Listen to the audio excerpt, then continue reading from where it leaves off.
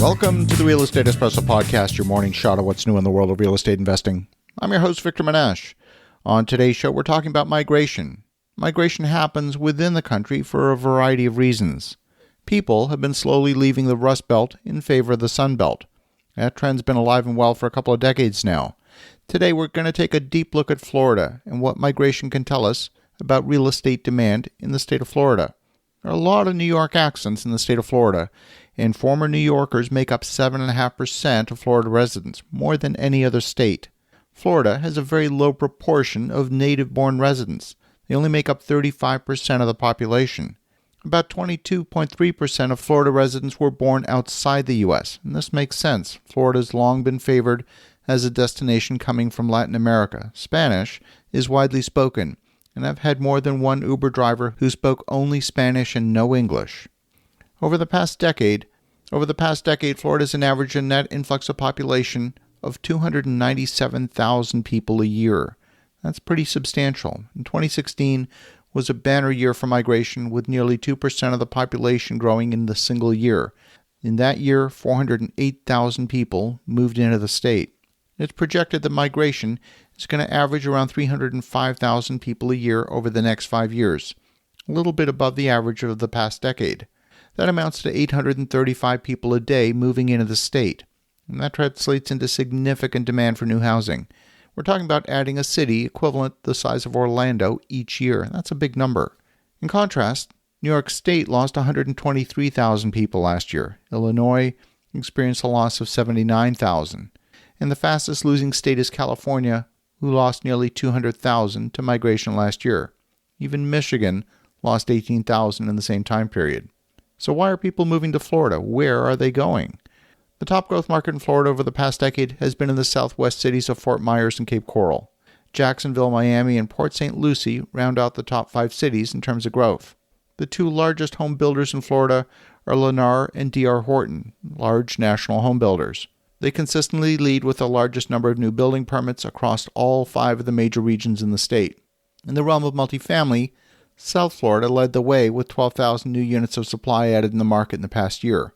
The largest growth markets were Fort Lauderdale, with 2,634 units of new capacity added to the market, and downtown Miami and South Beach with 2,000 units, and South Miami Coral Gables with 1,700 units.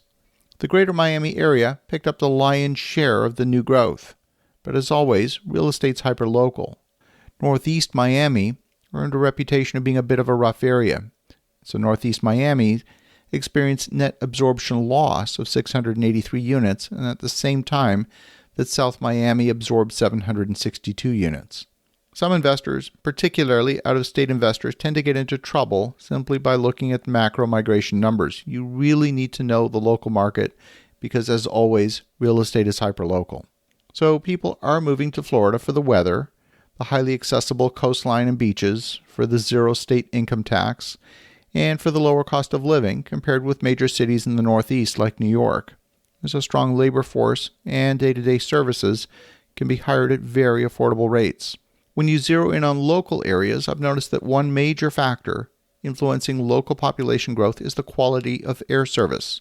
The farther you get from a major airport in Florida, the lower the property values, and the lower the percentage of population growth. Now, while 2020 has been devastating for the aviation industry, this trend is still holding true. Property values are strongly correlated to distance from a major airport. Once you get more than an hour from a major airport, prices drop significantly. You can see this along the Gulf Coast of Florida. You have 2 major airports on the Gulf Coast. You have Tampa and Fort Myers. Property values are at their lowest in Inglewood, which is about the midway point between the 2 airports. There are still waterfront properties in Inglewood and even in Venice that can be purchased at surprisingly affordable prices. But with 800 people a day moving into the state, low cost of borrowing, low cost of living compared with the major Northeast cities, there's continual upward pressure on prices. This is a developer's all-you-can-eat buffet of opportunity, at least for the time being. The key, as always, is to buy the raw land at affordable prices. Let's be clear, not everyone who moves to Florida stays there. About 70% of the residents believe that Florida is becoming overcrowded. Many who move there for the climate opt for a more relaxed lifestyle in Georgia after a few years in Florida. Savannah, Georgia, and Atlanta Both have been large beneficiaries of the migration from Florida. As you're looking for local submarkets to invest in, as always, pay close attention to the supply-demand balance, but Florida might be worth a close second look. Have an awesome rest of your day. Go make some great things happen. We'll talk to you again tomorrow.